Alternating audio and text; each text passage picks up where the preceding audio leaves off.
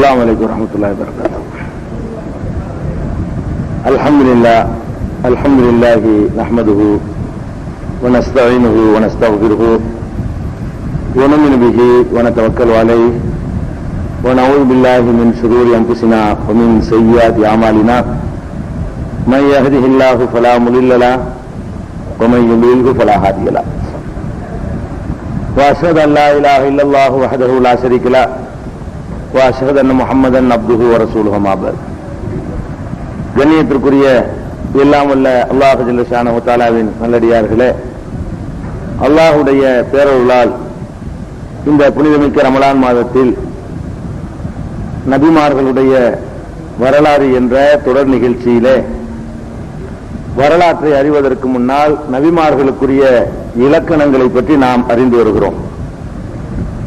அந்த தொடர்ச்சியிலே இறுதியாக நாம் அறிந்த விஷயம் என்னவென்று சொன்னால், இறைவனால் தூதர்களாக அனுப்பப்படக்கூடியவர்களுக்கு வேதத்தை மாத்திரம் வழங்கி அதை மக்களிடத்திலே கொடுக்கின்ற பொறுப்பை மட்டும் அல்லாஹ் சுமத்தவில்லை, மாறாக வேதத்திற்கு விளக்கம் அளிக்கிற பொறுப்பையும் வேதத்தில் கூறப்பட்டபடி வாழ்ந்து காட்டுகிற பொறுப்பையும் சேர்த்தே அல்லாஹ் ரப்புல் ஆலமீன் ஒப்படைத்திருக்கிறான் என்பதற்கு பல சான்றுகளை நாம் நேற்றும் நேற்றைய முன்தினமும் பார்த்தோம்.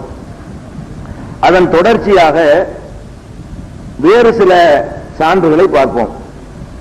திருமறை குர்ஆனில் 2வது அத்தியாயத்திலே 129வது வசனத்தில் இப்ராஹிம் அலைஹிஸ்ஸலாத்து வஸ்ஸலாம் அவர்கள் செய்த ஒரு பிரார்த்தனையை அல்லாஹ் சுட்டி காட்டுகிறான்.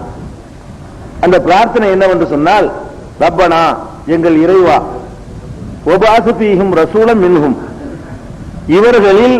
இவர்களுக்காக இவர்களில் இருந்து ஒரு தூதரை நீ அனுப்புவாயாக, யத்ரு அலைஹிம் ஆயாத்திக்க, அந்த தூதர் உன்னுடைய வசனங்களை இவர்களுக்கு ஓதி காட்டுவார், ஒரு அல்லிமுஹுமுல் கிதாப வல் ஹிக்மா, வேதத்தையும் ஞானத்தையும் அவர்களுக்கு கற்றுத் தருவார், ஒரு ஜக்கீஹிம், அவர்களை பரிசுத்தமாக்குவார், அப்படி ஒரு தூதரை நீ அனுப்புவாயாக, நீ மிகைத்தவன் ஞானமிக்கவன் என்று இப்ராஹிம் அலைஹிஸ்ஸலாம் அவர்கள் அந்த தன்னுடைய மகன் இஸ்மாயில் அவர்களையும் மனைவி அவர்களையும் அந்த பாலைவன பெருவழியிலே குடியமர்த்தி விட்டு அல்லாஹ்ட்ட துஆ செய்றாங்க. இவங்கள இருந்து ஒரு தூதரை அனுப்பணும், அந்த தூதர் என்ன செய்யணும் என்று கேட்டால், உன்னுடைய வசனங்களை ஓதி காட்டணும். என்னென்னலாம் செய்யணும்னு கேட்கிறான்னு பாருங்க. இப்ராஹிம் நபி கேட்கிறாங்க, இறைவா ஒரு தூதரை அனுப்புங்கிறாங்க. அந்த தூதர் என்னென்னலாம் செய்யணும்னு சொல்றாங்க பாருங்க. யத்ரு அலைஹிம் ஆயாத்திக்க, நீ அனுப்புகிற தூதர் உன்னுடைய வசனங்களை அவர்களுக்கு ஓதி காட்ட வேண்டும். வசனங்களை ஓதி காட்டுறது, வேதத்தை ஓதி காட்டுவது. ஓதி காட்டுறது மட்டும் பத்தாதான், ஒரு அல்லிமுஹுமுல் கிதாப், வேதத்தை அவர்களுக்கு கற்றும் கொடுக்க வேண்டும். நீ அனுப்புகிற தூதர் வசனங்களை ஓதியும் காட்ட வேண்டும், வேதத்தை கற்றும் கொடுக்க வேண்டும் என்று 2 விஷயத்தை எடுத்துக்கொள்வோம். முதல்ல இப்ப வசனங்களை ஓதி காட்டின உடனே உங்களுக்கு தாய்மொழி அரபி தானே, அரபி ஓதி காட்டின உடனே உங்களுக்கு விளங்கிடும். அப்புறம் கற்றுக் கொடுக்கறதுக்கு என்ன இருக்குது? வசனங்களை ஓதி காட்டுவாரு, அப்புறமேல வேதத்தையும் கற்றுக் கொடுப்பாரு. அப்படி ஒரு தூதரை அனுப்பு. அதோட நிக்க கூடாதான், ஒரு ஜக்கீஹிம், அவர்களை நீ பரிசுத்தப்படுத்துவார். அவர்களுடைய கசடுகளை எல்லாம் நீக்கி அவர்களை சரியான வழியில் நடத்தி செல்வாரு, தூய்மைப்படுத்துவாரு. அப்படி ஒரு தூதரை அனுப்புன்னு இப்ராஹிம் அலைஹிஸ்ஸலாம் கேட்டார்கள். அதனுடைய எதிரொலியாகத்தான் நபிகள் நாயகம் ஸல்லல்லாஹு அலைஹி வஸல்லம் அவர்கள் தூதரா வந்தாங்க. இத கூட சொல்லி போடுவாங்க, இது துஆ தான். அவர் கேட்டார் துஆ, அல்லாஹ் அப்படித்தான் செஞ்சான் ஆதாரம் இருக்குதா? அவர் கேட்டிருக்காரு, வேதத்தை ஓதுவாரு அப்புறம் கற்றுக் கொடுப்பாருன்னு கேட்டிருக்கிறாரு அப்படின்னு யாராவது சொல்வார்களே, ஆனால் அது அல்லாஹ் சொல்றதை நம்ம எடுத்துக்கொள்வோம். இப்ராஹிம் நபி துஆ விட்டுருவோம். அல்லாஹ் இது பற்றி ஏதாவது இது மாதிரி சொல்றானான்னு பார்த்தோம்னா, அதே 2வது அத்தியாயத்துல பக்ராவுல 151வது வசனத்தில் அழகான ஒவ்வொரு சொல்லையும் பொறுக்கி எடுத்து போட்டு அல்லாஹ் பயன்படுத்தி இருக்கிறான். என்ன சொல்றான்னு கேட்டா, கமா அர்சல்னா ஃபீக்கும் ரசூலன், உங்களிடத்திலே ஒரு தூதரை நாம் அனுப்பினோம். மின்கும், உங்களில் இருந்தே தான், வெளியிலிருந்து இறக்குமதி செய்யல, உங்களை சேர்ந்த ஒரு தூதரை உங்களுக்கு நாம் அனுப்பினோம். அந்த தூதர் என்ன செய்வாரு அல்லாஹ் சொல்றான். இது அல்லாஹ் சொல்றான், நாம் அனுப்பினோம்னு சொல்லி. எத்லு அலைக்கும் ஆயாத்தினா, நமது வசனங்களை உங்களுக்கு அவர் ஓதி காண்பிப்பார். உங்களுக்கு நான் அனுப்பின அந்த முகமதுங்கிற தூதர் இருக்கிறார, இவரு எனது வசனங்களை, அதாவது வேதத்தை ஓதி காட்டுவாரு. ஓதி காட்டுவார்னா என்ன அர்த்தம்? அல்லாஹ்ட்ட இருந்து வேதத்தை வாங்கி மக்களுக்கு வாசி காட்டிடுவாரு. அதோட வேலை முடிஞ்சிருச்சுன்னு சொன்னா அதோட நிப்பாட்டி இருப்பான். ஓதி காட்டிவிட்டு உங்களை பண்படுத்துவார். உங்களை என்ன செய்வார்? அவரு பக்குவப்படுத்துவார், பண்படுத்துவார், தூய்மைப்படுத்துவார். அதோட நிக்க மாட்டாராம். அல்லிமுக்குமுல் கிதாப், அந்த வேதத்தை உங்களுக்கு கற்றும் தருவார். ஓதியும் காட்டுவாரு, கற்றும் தருவாரு அப்படின்னு நல்லா சொல்றான். அப்ப ஓதி காட்டுவாருக்கு அர்த்தம் நமக்கு விளங்குது. என்ன விளங்குது? அல்ஹம்துலில்லாஹி ரப்பில் ஆலமீன் அர் ரஹ்மானிர் ரஹீம் ஓதி காட்டியாச்சு. கற்று தருவாருங்கிறான். அது என்னது? எழுத்த கற்று தருவாரா? அவருக்கு எழுதவே தெரியாது. எழுத்த கற்று தருவதை அல்லாஹ் சொல்லவே இல்லை. ஏன்னு கேட்டா முஹம்மது ஸல்லல்லாஹு அலைஹி வஸல்லம் அவர்களுக்கு அரபு மொழி எழுத்த கற்று தர நாலேஜ் அல்லாஹ் கொடுக்கல. திருக்குர்ஆன்ல அல்லாஹ் அப்படி சொல்லி காட்டுறான். நீ உமது வழக்கரத்தால் எழுதக்கூடியவராக இல்லை, இனி உலா தகுத்து பி யமீனிக்க, இனிமேலும் உனது வழக்கரத்தால் எழுத மாட்டீருன்ட்டான்ல. நபிகள் நாயகம் ஸல்லல்லாஹு அலைஹி வஸல்லம் அவர்கள் மரணிக்கிற வரைக்கும் அந்த எழுதுகிற ஆற்றலை அல்லாஹ் கற்றுக் கொடுக்கவில்லை. அவர்கள் உம்மியாகத்தான் இருந்தார்கள். உம்மின்னா கை குழந்தை. உம்மின்னா என்ன அர்த்தம்? உம்முண்டா அம்மான்னு அர்த்தம். தாய், தாயோடவே சார்ந்திருக்கிற குழந்தைய உம்மின்னு சொல்லுவாங்க, கை குழந்தைய. அப்ப கை குழந்தை எழுத படிக்க தெரியாம இருக்கிறார், அந்த தகுதியில் இருக்கிறதுனால அதை உம்மின்னு சொல்லுவாங்க. அப்ப நபிகள் நாயகம் ஸல்லல்லாஹு அலைஹி வஸல்லத்துக்கு அல்லாஹ் கொடுத்த சர்டிபிகேட் டைட்டில் என்னன்னு கேட்டா யத்தபியூன ரசூலன் நபியல் உம்மிய, நபியாகிய ரசூலாகிய உம்மியாகிய இவரை பின்பற்றுகிறார்கள் என்று உம்மிங்கிற டைட்டில சமுதாயத்துக்கும் கொடுக்கிறான். நபிகள் நாயகம் ஸல்லல்லாஹு அலைஹி வஸல்லத்துக்கு இந்த டைட்டில் எல்லாம் கொடுக்கிறான், உம்மிங்கிறத. அப்ப நபிகள் நாயகம் ஸல்லல்லாஹு அலைஹி வஸல்லத்துக்கு எழுத படிக்க தெரியாது, அதை கற்றுக் கொடுக்க போறது இல்ல. இது அலிஃபு, இது பேண்ட் கத்துக் கொடுப்பாரா? அதை கத்துக் கொடுக்கறது அல்ல. வேதத்தை வாசித்து காட்டுவாரு, அப்புறம் வேதத்தை கற்றுக் கொடுப்பாருன்னு சொன்னா அதற்கான விளக்கத்தை தர்றதுன்னு அர்த்தம். வேதத்தை கற்றுக் கொடுப்பாருக்கு என்ன அர்த்தம் கொடுக்கணும்? வாசிச்சு காட்டின உடனே நம்மள மாதிரி வேற மொழிக்காரங்க கூட மொழிபெயர்த்து சொல்லுவாருன்னா வச்சுக்கலாம். வேற பாஷை பேசுற மக்கள் நபிகள் நாயகம் சந்திக்கவே இல்லை. அவங்க சந்திச்சதெல்லாம் யாரத்தான்? அரபு மொழி பேசுற மக்களை தான் சந்திச்சாங்க. அவங்களுடைய மொழி அரபு மொழி. யாரை சந்திச்சார்களோ அவங்க மொழி அரபு மொழி.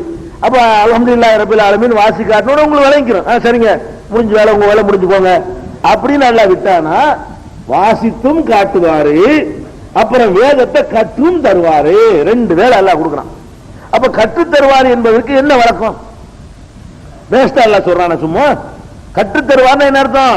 அதுல வரக்கூடிய சந்தேகங்களுக்கு விளக்கம் தருவாரு, அதுல உள்ள சட்டதிட்டங்களை நடைமுறைப்படுத்தி காட்டுவாரு, மூடலாக சொன்ன விஷயத்திற்கு தெளிவுபடுத்துவாரு. ஒரு மூடலா சொல்லி இருக்கும் இல்லையா, அது கொஞ்சம் வியாக்கியானம் கொடுப்பாரு. அதானே அதுக்கு அர்த்தம் கொடுக்க முடியும். வேற என்ன அர்த்தம் கொடுக்க முடியும்? அப்ப இறை தூதர்களை அல்லாஹ் அனுப்புவது வேதத்தை வாசித்து காட்டுவதற்கு அனுப்புகிறான். அந்த வேதத்திற்கு விளக்கம் தருகிற பொறுப்பையும் சேர்த்து கொடுத்துத்தான் அனுப்புகிறான். அப்ப வேதம் மட்டும்தான் நான் எடுத்துக்கிறேன், தூதர் தர்ற விளக்கத்தை எடுத்துக்கிற மாட்டேன் அப்படின்னு யாராவது சொல்வார்களே, ஆனால் அவர்கள் வேதத்தை தான் மறுக்கிறாங்க. வேதம் தான் என்ன சொல்லுதுன்னா ரெண்டு வேலைக்கு அனுப்புனேன்னு சொல்லுது. அவர் ரெண்டு வேலைக்கு அல்லாஹ் அனுப்புனாலும் நான் ஒன்னதான் எடுத்துக்கிறேன் அப்படின்னு சொல்லுவதற்கு இதை விட ஒரு நிராகரிப்பு, அல்லாஹ்வை நிராகரிக்கிறது, அல்லாஹ்வுடைய வேதத்தை நிராகரிக்கிற போக்கு இருக்க முடியாது.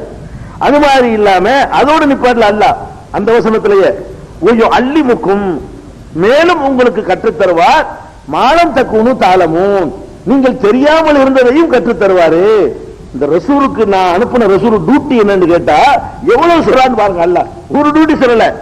எத்லு அலைக்கும் ஆயாத்தினா, நமது வசனங்களை உங்களுக்கு ஓதி காட்டுவாரு, சக்கிக்கும் உங்களை பண்படுத்துவாரு, அல்லிமுக்குமுல் கிதாப வேதத்தை உங்களுக்கு கற்றுத் தருவாரு, ஒல் ஹிக்மத்தை ஞானத்தை கற்றுத் தருவாரு. அப்புறமேல என்ன செய்வார்னு கேட்டா அல்லிமுக்கும் மாலம் தக்குனு தாளமும், நீங்கள் அறியாமல் இருக்கிற விஷயங்களை எல்லாம் உங்களுக்கு கற்றுத் தருவாரு. 5 வேலை முஹம்மது ஸல்லல்லாஹு அலைஹி வஸல்லம் அல்லாஹ் அனுப்புனது 5 வேலையை கொடுத்து அனுப்புனேன் என்று 2வது அத்தியாயத்தில் 151வது வசனத்தில் சொல்கிறான். அப்ப இறை தூதர்களுடைய வேலை புஸ்தகத்தை வாங்கி கொடுக்கிற வேலை இல்ல. இதெல்லாம் விளங்கிக்கணும். எந்த இறை தூதருக்கும் அது கொடுக்கறதுக்கு வர்றது இல்லை. புஸ்தகத்தை வானத்திலிருந்து போட்டிருப்பான், இல்லாட்டி விளக்கணும், நடைமுறைப்படுத்தி காட்டணும், சந்தேகங்களை தீர்க்கணும். அதுதான் நோக்கம்.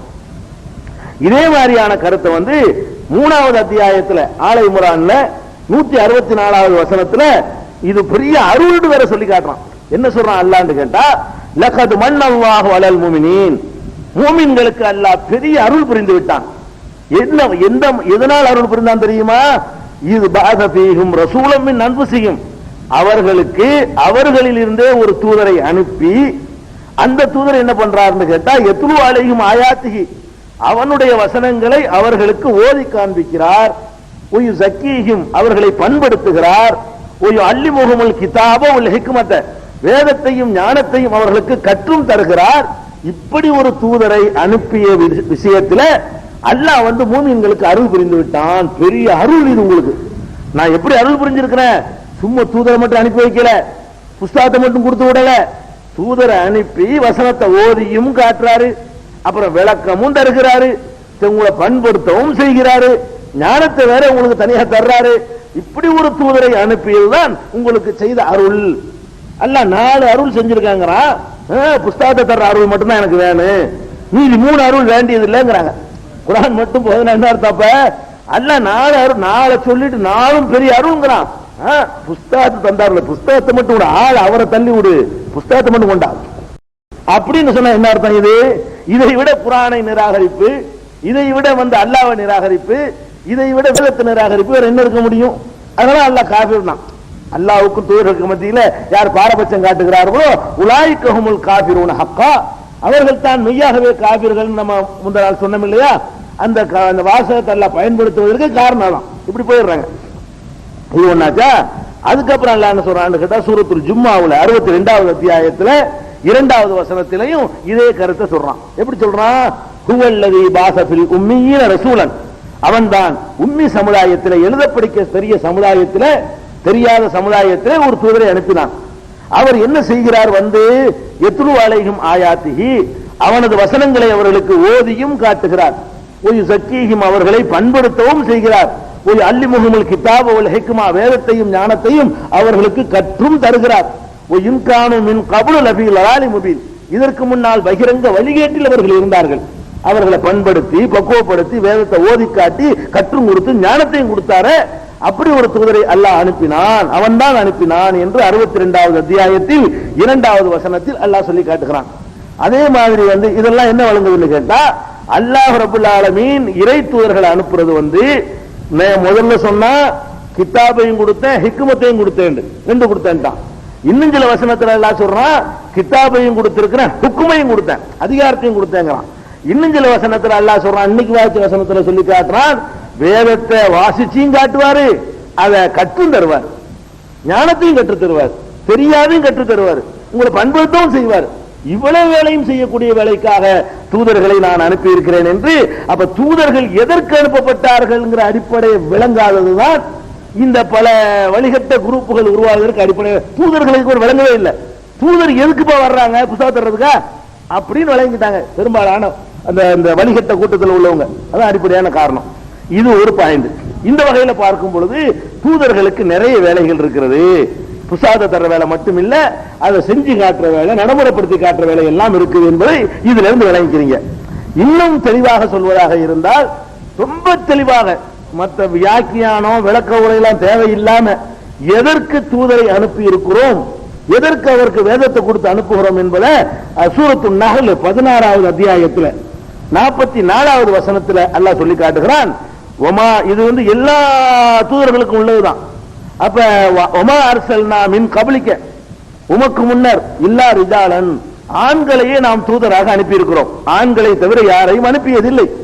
ஃபஸ்அலு அஹ்ல ஸிக்ரி இன் குன்தும் லா தஅலமூன், நீங்கள் அறியாதவர்களாக இருந்தால் அறிந்தவர்களிடத்திலே கேட்டு பாருங்கள். ஆண்களை தான் அனுப்பி இருக்கிறோம். முந்தைய சமுதாயத்தில் வேணா விசாரிச்சு பாருங்க, பெண்கள் வந்திருக்காங்களான்னு. பில் பையினாத்தி ஒ ஸுப்ரி, தெளிவான சான்றுகளுடனும் ஏடுகளுடனும் தூதர்களை அனுப்பினோம். இது 43 16 43 16 44 அடுத்த வசனத்துல அன்சல்னா இலைக்க ஸிக்ர, உமக்கு இந்த அறிவுரையை இறக்கி இருக்கிறோம். அன்சல்னா நாம் இறக்கி இருக்கிறோம், இலைக்க உமக்கு, உமக்கு என்பது நபிகள் நாயகம் ஸல்லல்லாஹு அலைஹி வஸல்லம். உமக்கு நாம் இந்த ஸிக்ர்னா இந்த அறிவுரை குர்ஆன், இந்த அறிவுரையை இறக்கி இருக்கிறோம். எதற்கு இறக்கி இருக்கிறோம் என்றால், லிதுபையின லின்னாசி மா நுஸில இலைஹிம், மக்களுக்காக எது இறக்கப்பட்டதோ அருளப்பட்டதோ அதை மக்களுக்கு நீர் விளக்க வேண்டும் என்பதற்காக, லித்து பையின நீர் விளக்க வேண்டும், கொடுக்க வேண்டும் என்பதற்காக அவருக்கு கொடுக்கல, விளக்க வேண்டும் என்பதற்கு தான் உனக்கு தந்திருக்கிறேன்.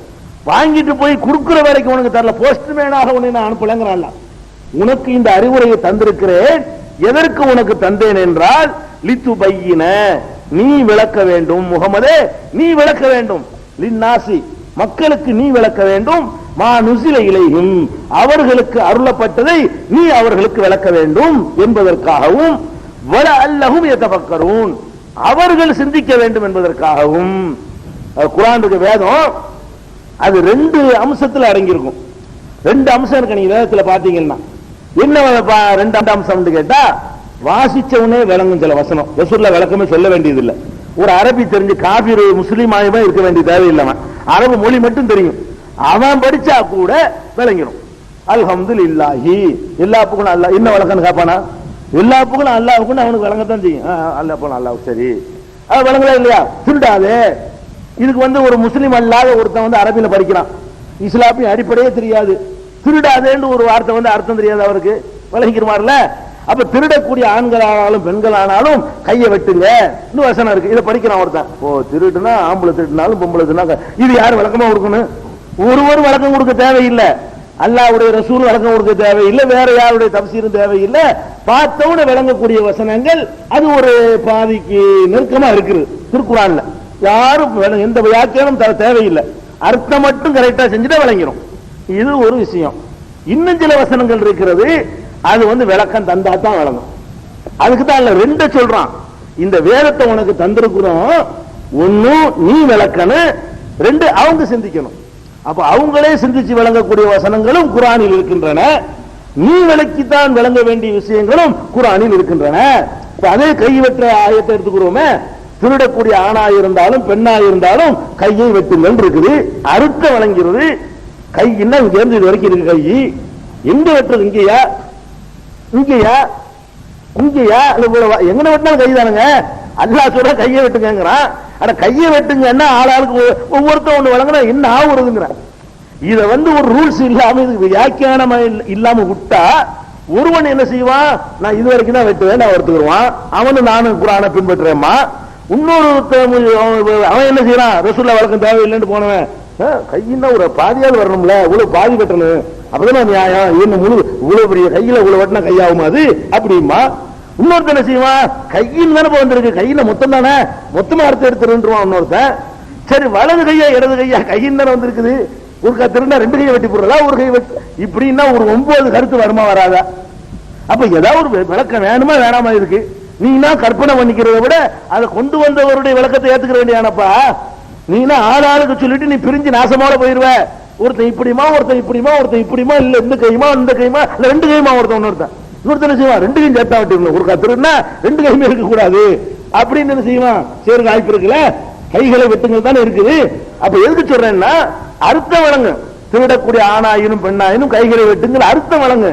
கையை வெட்டுல என் கையில என்னங்கிறது போனீங்களா முடியாது. கையினா என்ன? கைங்கிறது எல்லாம் இதையும் கைங்கிற வழக்கம் இருக்குது, இதையும் கைங்கிற வழக்கம் இருக்கு, மொத்தத்தையும் கைங்கிற வழக்கம் இருக்குது. பேச்சு வழக்குல விளங்குதா? உங்களுக்குள்ள காயம் பட்டுருச்சு, கையில காயம் தான் சொல்லுவோம், கை அறுத்துட்டான்னு சொல்லுவோம், விளங்குதா? அப்படி இங்க அர்த்தம் கைன்னு தான் சொல்லுவோம், எல்லாம் கை தானே. அப்ப இது நம்ம எதுக்கு சொல்றோம்னு கேட்டா, திருக்குர்ஆனை பொறுத்த வரைக்கும் பாதி விஷயங்கள் கேட்டவனே வழங்கிக் கொள்ளும், பாதி விஷயங்கள் ஒருவர் விளக்கணும். எவர் கொண்டு வந்தால் அவர் தான் விளக்கணும். நம்மளா விளங்குறதை விட அவர் இதான இது போ, நீ ஆளாளுக்கு சொல்ற கேட்கறதுக்கு கொண்டு வந்த ஒரு விளக்கத்தை நான் ஏத்துட்டு போறேன்.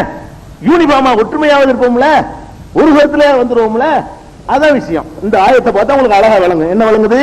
லித்துபையின லின்னாசி வஅன்ஸல்னா இலைக்க ذிக்ர, இந்த அறிவுரையை உமக்கு நாம் இறக்கி இருக்கிறோம். லித்துபையின லின்னாசி மக்களுக்கு நீர் விளக்க வேண்டும், மா நுஸில இலைஹிம் அவர்களுக்கு அருளப்பட்டதை நீர் விளக்க வேண்டும் என்பதற்காகவும், வல அல்லஹும் யதஃபக்கரூன் அவர்கள் சிந்திக்க வேண்டும் என்பதற்காகவும் உமக்கு தந்திருக்கிறேன். அப்ப அவர்களை சிந்திச்சு வழங்கிக் கொள்ளலாம், நீ விளக்கி வழங்கிக் கொள்ளலாம். ரெண்டு அம்சம் இருக்கிறது, ரெண்டும் சேர்ந்தா தான் அது கரெக்டான விளக்கம். இல்லாம நான் வார்த்தையை மட்டும் பிடிச்சிட்டு நிப்பேன்னா நாசமா தான் போகணும், வழங்குதுல. அப்ப நபிகள் நாயகத்தை தந்ததை இருக்குங்கிறான்ல, உனக்கு தந்து அனுப்புனத இல்லைன்னா ஆள்கிட்ட இது கொடுத்து விடணும், தூக்கி போட்டு விட்டு போயிடலாம் புஸ்தகத்தை. உன்கிட்ட தந்து விட்டுருக்கன கொண்டு குடுக்குற வேலையை நீ பாடிக்கிறாத, விளக்கிட்டு வரணும். உன்கிட்ட வந்து புஸ்தகத்தை கொண்டு ஒப்படைக்கிறது கொண்டு தரவில்லை, விளக்குவதற்கு தந்திருக்கிறேன். அப்படின்னா அந்த விளக்கம் எங்க பாப்ப? விளக்கம் வேணாமாப்ப? அல்ல விளக்குறதுக்கு தந்திருக்கிறேன்னு சொல்றான், அனுப்பியிருக்கேங்கிறான். வேதம் இந்த இருக்குது, அவர் விளக்குனது எங்க? அது எங்க காட்டு? விளக்குனது காட்டுங்க. அவர் விளக்குறதுக்கு தான் அனுப்பி இருக்கிறான். அவருடைய விளக்கம் வேணும் தானே, அந்த விளக்கம் எங்க? நபிகள் நாயகத்தினுடைய ஹதீசுகளை பின்பற்ற வேண்டும் என்று சொல்லக்கூடியவர்கள் இந்த அருக்கு விளக்கம்னு காட்டிடுவாங்க. அதான் வேண்டியது இல்லைன்னு சொல்லக்கூடியவர்கள் அது விளக்கத்தை காட்டுப்பா. அல்ல எதுக்கு தூதரை அனுப்புறேங்கிறானோ அது இந்த காட்டு விளக்கண்டா என்ன சொல்லு சொல்ல இயல. அப்ப சொல்ல இயலாட்டி என்ன செய்வாங்க? நான் மறுக்கிறேன், இந்த ஆயத்தை நான் மறுக்கிறேங்கிற சொல்ல மாட்டாங்க, மறுப்பாங்க. மறுக்கிறதுக்கு தகுந்த மாதிரி உளறி எதையாவது சமாளிச்சு கேட்டாலும் சிரிப்பு வர்ற மாதிரி தத்துவத்தை எல்லாம் சொல்லி அவர்கள் தங்களை தாங்களே மறுத்துக் கொள்வார்கள். அதை பார்க்கிறோம். இதே மாதிரி 16வது அத்தியாயத்தில் அதே சூறாவுடைய ஒரு 20 வசனம் கழிச்சு 64 வசனத்துல 44 எப்படி சொல்றான், 64வது வசனத்துல என்ன சொல்றான்னு கேட்டா இது அதை விட அழுத்தம் கூடி சொல்றான். அதாவது அல்லாஹ் இருக்கிறான்னு சொல்றதை விட அல்லாஹ்வை தவிர யாரும் இல்லைங்கிறது அழுத்தம் கூட தானே. அல்லாஹ் இருக்கிறான்னு சொன்னா இன்னும் நிறைய பேர் இருக்கிறானா இல்லையாங்கிறத பத்தி பேசல.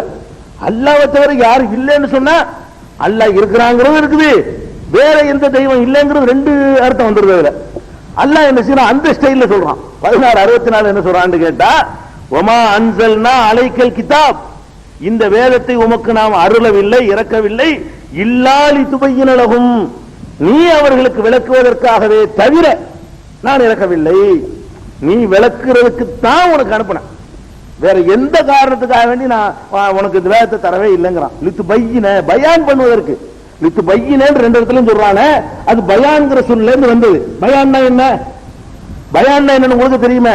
எல்லாம் தெரிஞ்ச அரபு மொழி சொல்லா இருந்தாலும் நமக்கு நல்ல அறிமுகமான ஒரு சொல்லு பயான்ங்கிறது. பயான் சொன்னா ஒரு வாசிச்சு விட்டு அதுக்கு எக்ஸ்ட்ரா கொடுக்கிற விளக்கத்துக்கு பேர் தான் பயான்ங்கிறது. எல்லாருக்கும் புரியுற மாதிரி சொல்ற விளக்கத்துக்கு தான் பயான் சொல்லுவோம். அந்த வார்த்தை தான் யூஸ் பண்றோம். நீ வேதத்தை வாசிச்சு காட்டுறது மட்டும் இல்லமா, உன்னால லிதுபையின, நீ அந்த மக்களுக்கு பயான் பண்ணணும், நீ அவங்களுக்கு அதை விளக்கணும், தெளிவுபடுத்தணும், அதுக்கு தான் உன்னை அனுப்பி இருக்கிறேன். 16:64 எல்லாம் சொல்லி காட்டுறான். அப்ப இதை வச்சு பார்க்கும் பொழுதும் இறை தூதர்களுடைய வேலை விளக்குவதும் தான். அவங்களுடைய விளக்கமும் நமக்கு தேவை. அவங்க விளக்கம் இல்லாமல் இறை வேதத்தை விளங்கிக் கொள்ள முடியாது. முடியும் என்று இருந்தால் விளக்கம் தேவை என்று சொல்ல மாட்டான். முடியும் அதுவே விளங்கிக் கொள்ளும் என்று இருந்தால் உன்னுடைய விளக்கம் தேவை என்று சொல்லுவானா? நீ விளக்கித்தான் ஆகணும், அதுக்குத்தான் அனுப்புனேன் சொல்லுவானா? இன்று சிந்தித்து பார்க்கும் பொழுது இறை தூதர்களுடைய பணி என்ன என்பது நமக்கு தெளிவாக தெரிகிறது. அது மாத்திரம் இதே மாதிரியான கருத்துப்பட இன்னொரு வசனத்தில் 4வது அத்தியாயத்தில் 105வது வசனத்தில் அல்லாஹ் சொல்லுகிறார், இன்னா அன்சல்னா இலைக்கல் கிதாப பில் ஹக், சத்தியத்தோடு உண்மையோடு உமக்கு இந்த வேதத்தை நாம் அருளி இருக்கிறோம். எதற்கு அருளி இருக்கிறோம் என்றால் லிதஹக்கும பைனன் நாசி, மக்கள் மத்தியிலே நீ தீர்ப்பளிக்க வேண்டும். உனக்கு இந்த வேதத்தை அருளி இருக்கிறேன், மக்கள் மத்தியிலே நீ தீர்ப்பளிக்க வேண்டும். எதை கொண்டு தீர்ப்பளிக்க வேண்டும்? பிமா அராக்கல்லாஹு, அல்லாஹ் உனக்கு எதை காண்பித்து தருவானோ அதை கொண்டு தீர்ப்பளிக்கணும். அல்லாஹ் என்னமோ காண்பித்து தருவான ஒரு வழக்கத்தை, அல்லாஹ்வாகிய நான் உனக்கு காண்பித்து தருவேனே அதை கொண்டு நீ தீர்ப்பளிக்க வேண்டும். அதுக்கு தான் உனக்கு வேதத்தை தந்திருக்கிறாங்கிறான். அப்ப வேதத்தை தந்து விட்டு வேதத்தை கொண்டு தீர்ப்பளிக்கணும் அல்லாஹ் சொல்லல. வேதத்தை உனக்கு தந்திருக்கிறேன், நான் காண்பித்து தருவதை கொண்டு நீ தீர்ப்பளிக்க வேண்டும், நான் உனக்கு கற்றுத் தருவதை கொண்டு நீ தீர்ப்பளிக்க வேண்டும், நான் உனக்கு காட்டித் தருவதை கொண்டு தீர்ப்பளிக்க வேண்டும். அராண்ட காட்டித் தருவது, கற்றுத் தருவது, சொல்லித் தருவது. அப்ப நான் கற்றுத் தருவதை கொண்டு தீர்ப்பளிக்க வேண்டும் என்பதற்குத்தான் உனக்கு அனுப்பியிருக்கிறேன். பிமா அராக்கல்லா, அல்லாஹ் உனக்கு எதை கற்றுத் தருகிறானோ காட்டித் தருகிறானோ சொல்லித் தருகிறானோ அதன் அடிப்படையில் தீர்ப்பு அளிக்க வேண்டும் என்று அல்லாஹ் நபிகள் நாயகத்துக்கு எதை காட்டித் தருவேன், நான் உனக்கு விளக்கத்தை சொல்லி தருவேன் அப்படிங்கிற 4வது அத்தியாயத்தில் 105வது வசனத்தில் இருக்குது. அதுக்கு அடுத்தது இன்னும் தெளிவா சொல்வதாக இருந்தால் திருக்குர்ஆன்ல முதல் அருளப்பட்ட ஒரு வசனம் உங்களுக்கு தெரியும். முதல் அருளப்பட்ட சூரா எது, முதல் அருளப்பட்ட வசனம் எது என்று நமக்கு தெரியும். சூரத்துல் அலக், அலக்குங்கிற சூரா, இக்ராங்கிற சூரா தான் அருளப்பட்டுச்சு. அதுல முதல் சூறாவுலயே அந்த பவர் அல்லாஹ் கொடுத்துறான். முதல் சூரா என்ன பண்றான்? இக்ரா பிஸ்மி ரப்பிக்கல் லதீ ஹலக், உம்மை படைத்த உமது இறைவன் பெயரால், படைத்த உமது இறைவன் பெயரால் ஓதுவீராக சொல்லு. படைத்த ஓதுறன சொல்லுன்னு அர்த்தம். படைத்த உமது இறைவன் பெயரால் சொல்லு. அவன் தான் வந்து அந்த சினை முட்டையிலிருந்து மனிதனை படைத்தான். மேலும் சொல்வீராக உமது இறைவன் மரியாதைக்குரியவன். அவ்வளவுதான், அந்த 5 வசனம் தான் இறங்கி இருக்கு. என்னத்தை சொல்ல சொல்றான் அல்லாஹ்? உமது இறைவன் பெயரால் சொல்ல என்னத்தை போய் சொல்றது? என்ன பிரச்சாரம் பண்ணுகிற பொறுப்பை கொடுத்துட்டான் அல்லாஹ். என்ன சொல்றது விஷயம் இருக்காதுல்ல, ஓதுவீராகன்னு மட்டும்தான் இருக்கே தவிர என்னத்தை ஓதுறதுக்கு என்ன இருக்குங்க? ஓதுவீராகன்னு சொல்றான். என்னத்தை ஓதுறது? இதையே தான் ரசூலுல்லாஹ் திருப்பி சொல்லிக்கிட்டாங்களே தவிர என்னத்தை ஓத சொன்னா உன்னையுமே ஓத சொல்லல. அது என்ன அர்த்தம் இருக்கு? அல்லாஹ் வந்து அதிகாரத்தான் கொடுக்குறான். உமது இறைவன் பெயரால் இப்ப சொல்லு, எடுத்து ஓது. அதாவது எடுத்து ஓதுகிற விஷயங்கள் இங்க போட்டுவான்னு அர்த்தம். உமது இறைவன் பெயரால எடுத்து, அதுதான் நபிகள் நாயகம் சொன்னாங்க எனக்கு ஓத தெரியாதுன்னாங்களே, இதையே திருப்பி சொல்றதையா தெரியாதும்பாங்க. நான் சொல்றேன் 7-3-10ங்கிற, எனக்கு தெரியாது நீங்க சொல்லுவீங்களா? 7-3-10 சொல்லுங்க. நபிகள் நான் என்ன பண்றாங்க, ஓதுனவன என்னத்து எனக்கு ஒண்ணுமே தெரியாதுங்கிறாங்க. இதையே திருப்பி சொல்லுவது நோக்கம் அல்ல. இது நபிகள் நாயகம் இதையே திருப்பி சொல்லுவதுதான் எனக்கு அர்த்தமா இருந்தா இக்ரா பிஸ்மி ரப்பிக இக்ரா பிஸ்மி ரப்பிக இது ஏன் ஓத தெரியணும், இது எதுக்கு வாசிக்க தெரியும் சொன்னதை திருப்பி சொல்லுவது படிச்சவரா இருக்கணுமா? கையெழுத்து போட தெரியாதவங்க சொன்னதை திருப்பி சொல்லுவாங்க. அல்ஹம்துலில்லாஹி அல்ஹம்துலில்லாஹி அல்ஹம்துலில்லாஹி. நான் ஒரு ஆளுக்கு சொல்றேன் எனக்கு வாசிக்க தெரியாமனா, உன்னை வேண்ட வாசிக்க சொன்னது அல்ஹம்துலில்லாஹ் சொல்ல வேண்டியதானடா, நான் சொன்னதை கேட்டுட்டு சொல்ல வேண்டியதானே. அப்போ இக்ராவுக்கு நமக்கு அர்த்தம் வழங்காம இருக்கிறோம். நபிகள் நாயகத்துக்கு என்ன சொன்னதுன்னா மக்களுக்கு பிரச்சாரம் பண்ண சொல்றான். இக்ரா என்ன அர்த்தம்? போய் பிரச்சாரம் பண்ண சொல்லு. இன்னத்தை நான் சொல்லுவேன் ஒண்ணுமே எனக்கு தெரியாதுங்கிறார். அதனால தெரியாதுங்கிறாரு. இதையே திருப்பி சொல்றதுக்கு தெரியாதுன்னு யாரும் சொல்ல மாட்டாங்க. சொன்ன வார்த்தையவே திருப்பி சொல்றதா இருந்தால் இது எனக்கு தெரியாதுன்னு யாருமே சொல்ல மாட்டாங்க. திருப்பி சொல்லிட்டு போயிடலாம், யாரும் வேண்டாம் சொல்லலாம். எழுத தெரியாதவரும் சொல்லலாம், படிக்க தெரியாதவரும் சொல்லலாம். அதுவும் பெரிய ஒரு 1.5 முழத்துக்குள்ள 5 வசனம் 2.5 வரி இருக்கும். 2 வரியில் எழுதி போடலாம். இக்ரா பிஸ்மி கணக்கு இவ்வளவுதான் ஒரு வசனங்கிறது. இது மாதிரி ஒரு 5 வசனத்தை வந்து உடனே திருப்பி கேட்டு சொல்ல முடியாதா? அப்ப என்ன அங்க முதல்ல கொடுக்குற அதிகாரமா என்ன? நீ போட்டு சொல்லு, போய் உனக்கு சொல்ற விஷயம் இங்க போடுவேன், சொல்ற விஷயத்தை நான் இங்க போட்டுருவேன், நீ போ, தெரியாட்டாலும் பரவாயில்லை. கத்தி வேற அணைக்கிறாரா? ஆனா சொன்ன சொல்ல ஆரம்பிச்சுட்டாங்க. மக்களே கூலு லா இலாஹ இல்லல்லாஹ் துஃப்லிஹூ, லா இலாஹ இல்லல்லாஹ் சொல்லுங்கள் வெற்றி பெறுவீர்கள் என்று அவங்க செஞ்ச பிரச்சாரம், கூட்டி வச்சு அழைச்சி செஞ்சது, மக்கள்கிட்ட போதிச்சதெல்லாம் இந்த ஒரு ஆர்டர் அடிப்படையில் செஞ்ச விஷயங்கள் தான். ஆர்டர் தான் பிறப்பிக்கப்படுது. அதுதான் எனக்கு தெரியாது. எனக்கு பிரச்சாரம் பேச தெரியாத, மேடையில் சொற்பொழி நிகழ்த்த தெரியாத, மக்களுக்கு விளக்கமா எடுத்து சொல்ற அந்த மாதிரி நான் ட்ரைனிங் எதுவும் எடுத்தவன் இல்லையே. அந்த மாதிரியான விஷயம் தான் மாணவி காரி என்று சொல்றாங்க. எனக்கு தெரியாது, சொன்னதையே திருப்பி சொல்ல தெரியாது என்ற அர்த்தத்தில் சொல்லவே இல்லை.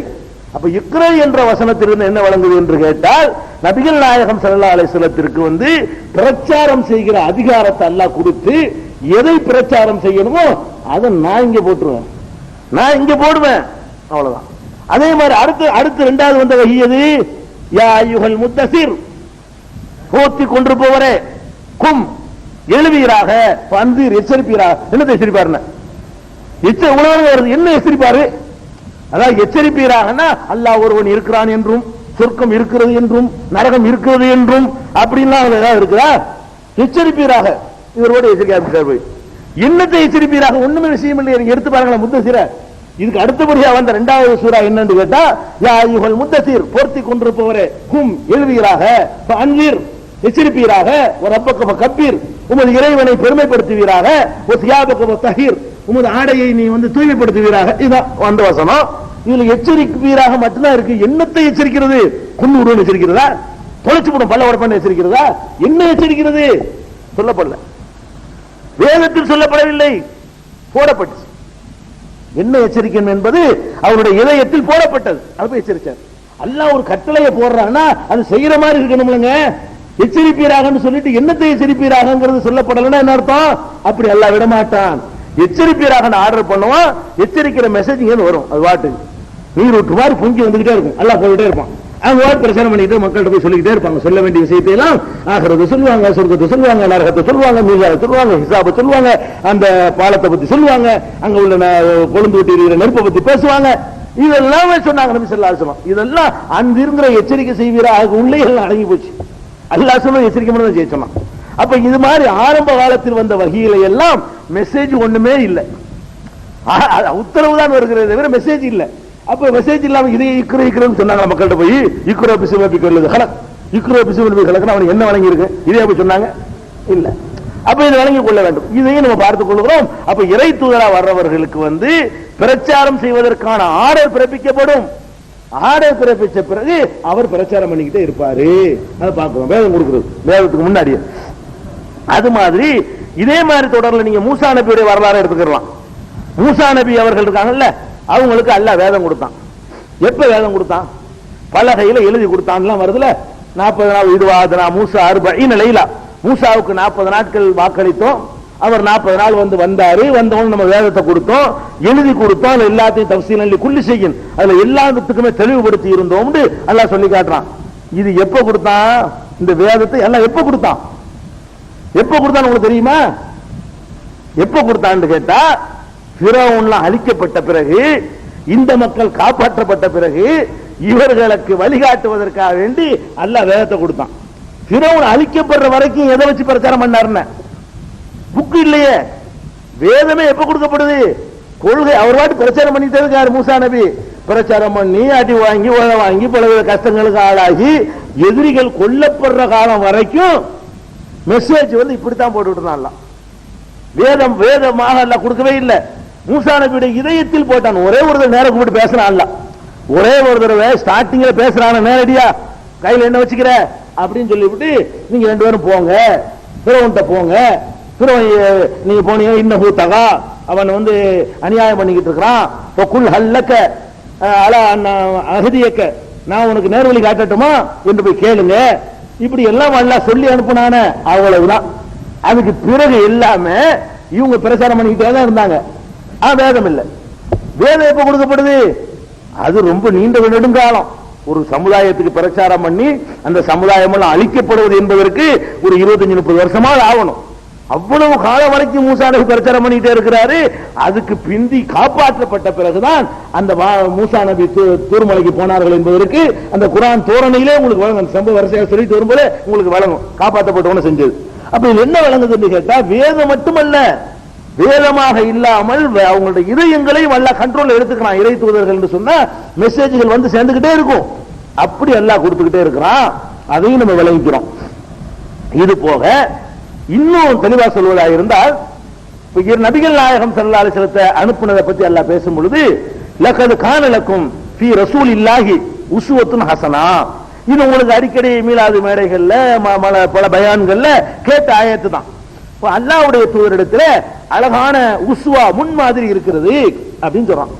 இந்த முன்மாதிரிங்கிற சொல்லு இருக்கு பாருங்க, இதுவே ரொம்ப அர்த்த புஷ்டியான சொல்லு. தமிழ்லையும் சரி அரபிலையும் சரி. முன்மாதிரி என்ன தெரியுமா? நான் சொல்வதை நீங்கள் கேட்டு நடந்தால் அதுக்கு பேர் முன்மாதிரி அல்ல. முன்மாதிரி என்றால் ஒருவருடைய நடவடிக்கைகளை பார்த்து ஃபாலோ பண்றது இருக்க, அதுக்கு பேர் தான் முன்மாதிரி. அதாவது அவர் சொல்றதை கேட்டு நடங்கண்டா கூட நீங்க என்ன பண்ணிடலாம், அவர் குர்ஆனை சொன்னார் கேட்டு நடக்க அப்படின்றலாம். அல்லாஹ் என்ன சொல்றான்னு கேட்டா, உஸ்வாங்கிற வார்த்தையை சொல்றான். உஸ்வாண்டா என்ன அர்த்தம்? ஒருவர் அப்படி அவரை பார்க்கணும், அவர் என்னவெல்லாம் செய்கிறாரோ அதெல்லாம் நம்மளும் செய்யறது. அவர் என்ன மாதிரி எல்லாம் நமக்கு நடந்து காட்டுறாரோ அந்த மாதிரி எல்லாம் நடக்கிறோம் பாருங்க, அதுக்கு பேர் தான் என்னது? உஸ்வத்துங்கிறது. நபிகள் நாயகத்தை பற்றி அல்லாஹ் சொல்லும் பொழுது என்ன சொல்றான்னு கேட்டா, அவர் கட்டுப்படுங்க என்று சொல்றான், அவர் சொல்ல கேளுங்க என்று சொல்றான். அது வேற வேற வசனங்கள்ல. இந்த வசனத்துல 33வது அத்தியாயம் 21வது வசனத்துல என்ன சொல்றான் அல்லாஹ்னு கேட்டா, உங்களுக்கு அல்லாஹ்வுடைய தூதரிடத்துல அழகான முன்மாதிரி இருக்கிறது, மாடல் இருக்கிறது. அவரை நீங்க மாடலா வைத்துக் கொண்டு உங்களுடைய காரியங்களை செயல்படுத்துங்க. அவரை பார்த்து பார்த்து செய்யுங்கன்னு அர்த்தம். முன்மாதிரி அர்த்தம் அவரை பார்த்து பார்த்து நீங்க நடங்கன்னு அர்த்தம். அப்ப இதுல என்ன விளங்குது? புஸ்தகத்தை கொண்டாந்து தர்றவர் தான் தர்றாருன்னு சொன்னா அவரை யாரும் முன்மாதிரி சொல்ல மாட்டாங்க. இப்ப நான் ரொம்ப அழகான அறிவுரைகள்லாம் எழுதி உங்களுக்கு ஒரு ஆள்கிட்ட கொடுத்து விடுறேன். அவர் இஸ்லாமே இல்லாதவர் வச்சுக்கிருவோம், இஸ்லாமே இல்ல, அது தபால்ல போட்டு விடுறேன்னு ஒரு போஸ்ட்மேன் கொண்டு வர்றாரு. இந்த போஸ்ட்மேன் இதுக்கு முன்மாதிரி சொல்லுவீங்களா? அழகான செய்தி, இதுக்கெல்லாம் இந்த போஸ்ட்மேன் முன்மாதிரியா இருந்தாரு. அவருக்கு என்னன்னு தெரியாது, கொண்டா கொடுத்துட்டு போயிருவாரு. முன்மாதிரி எப்ப சொல்லுவோம்? முன்மாதிரி என்று சொன்னா அகீமு ஸலாத்தன்னு எல்லாம் சொல்லுவானா, அவர் சொல்லுவார், காட்டுவார், குனியறது எல்லாம் அதை பார்க்கணும். நம்ம பார்த்துட்டு நம்மளும் செய்வோம். அதான முன்மாதிரிங்கிறது. சாப்பிடுறது பருகிறதா, சாப்பிடுற முறையா, எப்படி உட்காரணும், எப்படி சாப்பிடணும், எவ்வளவு சாப்பிடணும், என்னென்னத்தை சாப்பிடணும், என்னென்னத்தை சாப்பிடக்கூடாது, இதுகளை எல்லாம் செஞ்சு காட்டுவார் பாருங்க, அதான் முன்மாதிரிங்கிறது. அப்ப நபிகள் நாயகம் ஸல்லல்லாஹு அலைஹி வஸல்லம் அவர்களை முன்மாதிரி என்று அல்லாஹ் சொல்லி காட்டுகிறான். முந்தைய நபிமார்களையும் இதே மாதிரியான முன்மாதிரின்னு சொல்லி காட்டுறான். இப்ராஹிம் நபியை கூட அல்லாஹ் நமக்கு முன்மாதிரிங்கிறான். இப்ராஹிம் நபி இடத்துல உங்களுக்கு முன்மாதிரி இருக்கிறது ஒரே ஒரு விஷயத்தை தவிர, அல்லாஹ் சொல்றானா இல்லையா, உங்களுக்கு ஒரே ஒரு விஷயத்தை தவிர பாக்கி எல்லாத்திலையும் இப்ராஹிம் நபி இடத்துல முன்மாதிரி இருக்கிறது. அந்த ஒரே ஒரு விஷயம் என்ன, அவர் எங்க பாப்பாவுக்கு பாவ மன்னிப்பு கேட்பேன் பாவ மன்னிப்பு கேட்பாரு. அவர் சிறுக்கு வச்சிருந்து கேட்டிருக்க கூடாது. அப்ப இல்லா கவுல இப்ராஹிம் வரும். இப்ராஹிம் சொன்னதை தவிர அந்த ஒரு சொல்ல தவிர மற்ற எல்லா விஷயத்திலையும் உங்களுக்கு உஸ்வத்துன் ஹசனா இருக்குது, அழகான முன்மாதிரி இருக்கிறது என்று அல்லாஹ் ரப்பல் ஆலமீன் சொல்லி காட்டுறான். அப்ப முன்மாதிரிக்கு அர்த்தம் என்னன்னு கேட்டா, ஒருவர் நடக்கிறதை பார்த்து நம்ம ஃபாலோ பண்ணுவது. அதுல என்ன விளங்குது, செயல் விளக்கம் அவர் தருவார்னு அர்த்தம். புஸ்தகத்தை மட்டும் தர மாட்டாரு, சொல்ற விஷயங்களுக்கெல்லாம் செயல் ரீதியான விளக்கத்தை அவர் தருவாரு. அந்த விளக்கத்தை பார்த்து நீங்க நடங்க. செயல் விளக்கம் நல்லா வழங்கிக்கணும், செய்முறை விளக்கம் செஞ்சு காட்டுவாரு. அப்ப இறைத்தூருடைய வேலை முன்மாதிரியா நடந்து காட்டுறது. அதாவது இன்னும் சொல்ல போனா, ஒரு தூது செய்தியை நம்புறதுக்கே எப்படி இருக்கணும் தெரியுமா, சொன்னதை நடைமுறைப்படுத்திக்காரங்க நம்புவாங்க, சொன்னதுக்கு மாத்தமா இருந்தாருன்னா நம்புவாங்க. அப்ப சொல்றதே செஞ்சு காட்டுவாரு. நான் செஞ்சு நானும் உன்னை மனுஷன் தானே செஞ்சு காட்டுறேன், நீ செய்யும் அப்படிங்கிறதுக்காக தான் முன்மாதிரி நபிமார்கள் அனுப்பி வைக்கிறான். இதையும் நம்ம விளங்கிக்கிறோம். இப்படியாக பல இந்த மாதிரி பொதுவான கருத்துக்கள் அடிப்படையில் பார்த்தீங்கன்னு சொன்னா, அல்லாஹ்விடம் இருந்து வந்த தூதர்கள் செய்திகளையும் வாங்கினாங்க, செய்திகளை வாங்கியதுக்கு விளக்கமும் கொடுத்தார்கள் என்பதை ஒரு பொதுவாக மூடலாக தெரிந்து கொள்கிறோம். மூடலா தெரிகிறது இல்லாம அப்படி நடந்து இருக்குதா அப்படின்னு கேட்டீங்கன்னா கூட குறிப்பிட்ட சில சட்டங்களை கூட நம்ம சான்றுகளாக எடுத்து காட்ட முடியும். அதாவது குர்ஆன்ல இல்லாம இன்னொரு வகையின் மூலமாக நபிகள் நாயகம் ஸல்லல்லாஹு அலைஹி வஸல்லம் அவர்கள் மக்களுக்கு சட்டங்களை பிறப்பித்தார்கள் அப்படின்னு குர்ஆனே சொல்லுது. அதுக்கு நிறைய நீங்கள் சான்றுகளை பார்க்கலாம். இந்த ரமலான் மாசத்துல உள்ள நோன்பை கூட உதாரணத்துக்கு எடுத்துக்கொள்ளலாம். நோன்பு காலத்துல ஆரம்பத்தில் எப்படி இருந்துச்சுன்னு சொன்னா, பகல் காலத்துல உண்ணக்கூடாது பருகக்கூடாது, இது நமக்கு தெரியும். இப்ப கொஞ்சம் தான் குடும்ப வாழ்க்கையில் ஈடுபடுறது இருக்குல்ல, அதை பொறுத்த வரைக்கும் ஆரம்ப காலத்தில் எப்படி இருந்துச்சுன்னு சொன்னா, ரமலான் மாசத்துல ராத்திரிலையும் ஈடுபடக்கூடாது. அதாவது குடும்ப வாழ்க்கையை பொறுத்த வரைக்கும் ஒரு மாசம் முழுசா ஒதுங்கிடணும். உண்ணுவது பருகிறத பொறுத்த வரைக்கும் பகல்ல ஒதுங்கிடணும். இது ஆரம்ப நோன்பு. இப்ப என்ன நமக்கு சட்டம், பகல் காலங்கள்ல நம்ம குடும்ப வாழ்க்கையில் ஈடுபடக்கூடாது, இரவு காலங்கள்ல ரமலான்ல ஈடுபட்டுக்கலாம். அப்ப இரவு காலங்களில் குடும்ப வாழ்க்கையில் ஈடுபடுவதற்கு அனுமதி இருக்கிறது, உண்பதற்கு அனுமதி இருக்கிறது, பருக அனுமதி இருக்கிறது. இப்ப ஆரம்பத்தில் எப்படி இருந்துச்சுன்னு சொன்னா, ரமலான் மாசத்துல இரவானாலும் பகலானாலும் கணவன் மனைவி நெருங்கக்கூடாது, இரவுலையும் நெருங்கக்கூடாது பகல்லையும் நெருங்கக்கூடாது.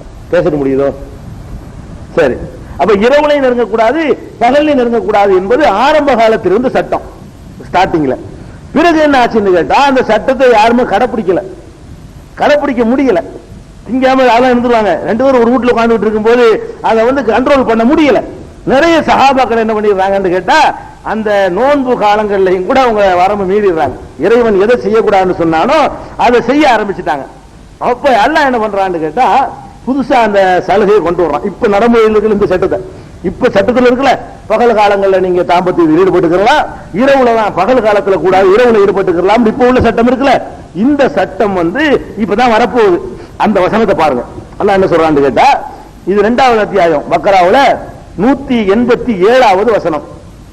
இதுல அல்லாஹ் என்ன சொல்றான்னு கேட்டா, உஹில்லலக்கும், உங்களுக்கு இந்த வாசகத்தை கவனிச்சா உங்களுக்கு வழங்கும் என்ன இதுல சொல்லப்படுகிறது. உஹில்லலக்கும், உங்களுக்கு அனுமதிக்கப்படுகிறது, லைலத்த சியாமி, நோன்புடைய இரவுகளில் அனுமதிக்கப்படுகிறது, அர்ரஃபது இலா நிசாயிக்கும், உங்கள் மனைவியரோடு சேர்வது உங்களுக்கு அனுமதிக்கப்படுகிறது. நேரடி அர்த்தம். இந்த இதுக்கு அனுமதி இல்லைன்னு வழங்குது இல்லையே, இருந்தாலும் அப்படி வழங்காட்டால் பின்னாடி இன்னும் தெளிவா வருது.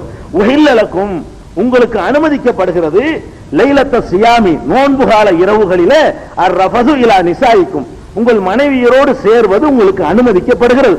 ஹுன்ன லிபாசுல்லக்கும், அவர்கள் உங்களுக்கு ஆடையாக இருக்கிறார்கள், அன்தும் லிபாசுல்லஹுன்ன, நீங்கள் அவர்களுக்கு ஆடையாக இருக்கிறீர்கள். ஒருத்தர் கொடுத்த ஆடையா இருக்கிறீங்க. ஆடைன்னு அர்த்தம், ஒருத்தர் கொடுத்த மானத்தை மறைக்கிற விஷயத்துல ஆடை எப்படி நம்ம மானத்தை மறைக்குமோ, நமக்கு வெயில் மழையில இருந்து நம்மளை காப்பாற்றுமோ, அந்த மாதிரி கணவனுக்கு வர்ற துன்பத்தை மனைவி போக்கணும், மனைவிக்கு வர்ற துன்பத்தை கணவன் போக்கணும். ஆடை தத்துவம் அது விஷயம் இல்லை, நம்ம அதுக்கு நுழைய வேணாம். அது சுருக்கமா நினைக்கிறீங்க. நீங்கள் அவர்களுக்கு ஆடையா இருக்கிறீர்கள், அவர்கள் உங்களுக்கு ஆடையாக இருக்கிறார்கள். இதுக்கு இதான் பாயிண்ட். அலிமல்லாஹு, அல்லாஹ் தெரிந்து விட்டான், அல்லாஹ்வுக்கு தெரியும். என்ன தெரியும்? அன்னக்கும் குந்தும் தக்தானூன அம்புசக்கும், உங்களுக்கே நீங்கள் துரோகம் செய்து வந்ததை அல்லாஹ் தெரிந்து விட்டான். உங்களுக்கே நீங்கள் துரோகம் செஞ்சிட்டீங்க. எப்படி துரோகம் செஞ்சிட்டீங்களா? தாப அழைக்கும், துரோகம் செஞ்சாலும் அதை நான் அல்லாஹ் மன்னித்து விட்டான். அபான்கும், மேலும் உங்களை அல்லாஹ் மன்னித்து விட்டான். இப்போது முதல் பாஷிருஹுன்ன, அவர்களோடு நீங்கள் இரா காலங்களிலே நீங்கள் வந்து கூடுங்கள், சேர்ந்து கொள்ளுங்கள். ஒபுத்தகுமா கதவல்லாஹு லக்கும், அல்லாஹ் உங்களுக்கு விதித்திருக்கிற சந்ததிகளை தேடிக்கொள்ளுங்கள், தாம்பத்தியத்தில் ஈடுபட்டு தேடிக்கொள்ளுங்கள். குலு வஷ்ரபு, உண்ணுங்கள் பருகுங்கள். ஹத்தா யதபய்யன லக்குமுல் ஹைத்துல் அபியலு மினல் ஹைத்துல் அஸ்வதி மினல் ஃபஜ்ரி, ஃபஜ்ரி என்ற அந்த வெள்ளை கயிறு, ஃபஜ்ரி என்ற வெள்ளை நூல், இருட்டு இரவு என்ற கருப்பு கயிறில் இருந்து தெளிவாகும் வரை, ஃபஜ்ர் வரைக்கும் அர்த்தம், விடிகிற வரைக்கும் நீங்க என்ன செய்யுங்க, சுபஹ் வர்ற வரைக்கும் உண்ணுங்கள் பருகுங்கள், குடும்ப வாழ்க்கையில ஈடுபட்டுக் கொள்ளுங்கள் இரவுல. ஆனா இப்போது முதல்ங்கிறான். அப்ப இப்போது முதல் நீங்க குடும்ப வாழ்க்கையில் ஈடுபடுங்கன்னா என்ன அர்த்தம்? இதுக்கு முந்தி படக்கூடாதுன்னு இருந்துச்சு, வழங்குதுல. இப்போது முதல் ஈடுபடுங்கள் என்று சொல்வதில் இருந்த, இதுக்கு முன்னாடி அப்படி ஈடுபடக்கூடாது என்று சட்டம் இருந்ததை இந்த வசனத்தில் வழங்குகிறோம். அது மாத்திரம் வழங்கல, நீங்கள் உங்களுக்கே துரோகம் செய்தீர்கள்.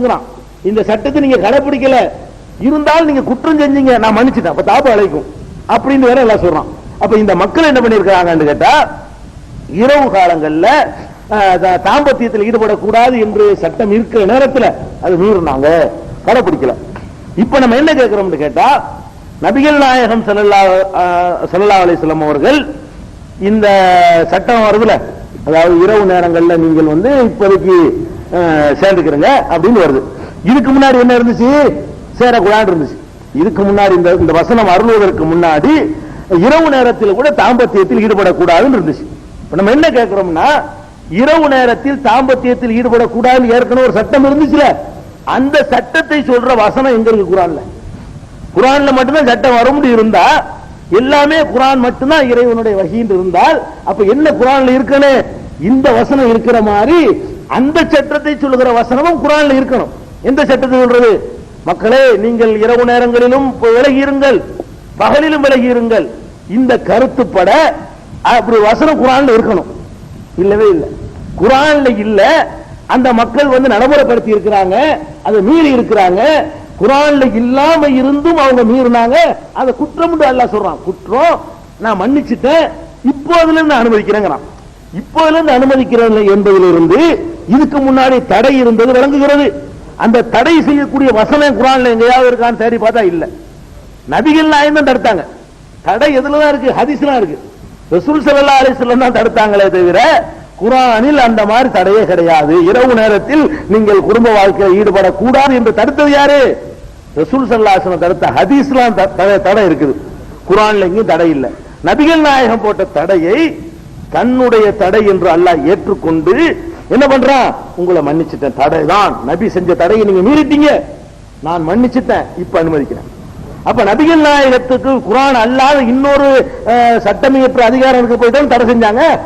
அவங்க தடையை வந்து அல்ல கண்டிச்சு இருக்கணும். இவங்க சொல்லக்கூடிய குர்ஆனை தவிர வேற ஒன்று இல்லை என்று சொன்னால், ஓய் நான் தடுக்கல, நீ யாரையா தடுத்தது? இந்த வசனம் எப்படி இருக்கணும்? முகமதே, நான் தடுக்காததுக்கு முன்னாடி தடுக்க நீ யார்? நானே தடுக்கவில்லை, நீ எப்படி இரவு நேரத்தில் தடுக்கலாம் அப்படின்னு சொல்லிட்டு, மக்களே நீங்கள் தப்பு செய்யவில்லை, கரெக்டா செஞ்சீங்க அப்படின்னு அவங்களை பாராட்டியில் இருக்கணும். அல்லாஹ் என்ன பண்றான்? நீங்க தப்பு செஞ்சிட்டீங்க, துரோகம் செஞ்சிட்டீங்க, உங்களை மன்னிச்சுட்டேன், இப்ப அனுமதிக்கிறேன். அப்படின்னா என்ன அர்த்தம்? நபிகள் நாயகம் செய்த அந்த தடை உத்தரவை தன்னுடைய தடை உத்தரவு என்று அல்லாஹ் ஏற்றுக்கொள்கிறான். அந்த தடை உத்தரவு குர்ஆனில் இல்லை. அனுமதிக்கிற வசனம் தான் இருக்கு, தடை நீக்குகிற வசனம் இருக்கிறது, தடை போட்ட வசனம் இல்லை. இந்த வசனத்தில் இருக்கு என்ன? இது தடை நீக்கிற வசனம். ஏற்கனவே இருந்த தடை வந்து நீக்கப்படுகிறது. அப்ப குர்ஆன் அல்லாத இன்னொரு வகையான வகி இருக்கிறது. அந்த விளக்க உரையின் மூலமாக நபிகள் நாயகம் தடை செய்திருந்தார்கள். அந்த தடையை பல நபித்தோழர்கள் மீறினார்கள். மீறிய பாவத்தை அல்லாஹ் மன்னித்து விட்டான். அதுக்கு பிறகு மக்களை விளங்கி கொண்டு அவன் வந்து சலுகை தந்துட்டான். இனிமே இப்படிங்கிற ஒவ்வொரு விஷயமும் இந்த வசனத்தில் இருக்கிறது. அப்ப இறை தூதர்களுடைய வேலை என்னன்னு விளங்குதா? வேதத்தை தருவது மாத்திரமல்ல, வேறு வகையான செய்திகளை இறைவனிடமிருந்து பெற்று அதையும் மக்களுக்கு அறிவிப்பார்கள். தெளிவா விளங்கு. இதுக்கு மேல சான்று தேவையில்லை. அப்ப இல்லைன்னா அவங்க எடுத்து காட்டணும். என்ன செய்யணும்? குர்ஆன்ல இருந்து ஆமா இரவுலையும் சேரக்கூடிய ஆயத்து இருக்குது, அதுதான் அந்த மாத்துன்னு காட்டணும். அப்படி காட்டவே இல்லை. கியாமத் வந்தாலும் காட்டல. கியாமத் தேடி பார்த்தாலும் அந்த கருத்தை நேரடியாகவும் மறைமுகமாக சொல்லக்கூடிய ஒரு வசனமும் குர்ஆன்ல கிடையாது. அதே மாதிரி இன்னொரு சம்பவத்தை நம்ம சொல்லலாம்.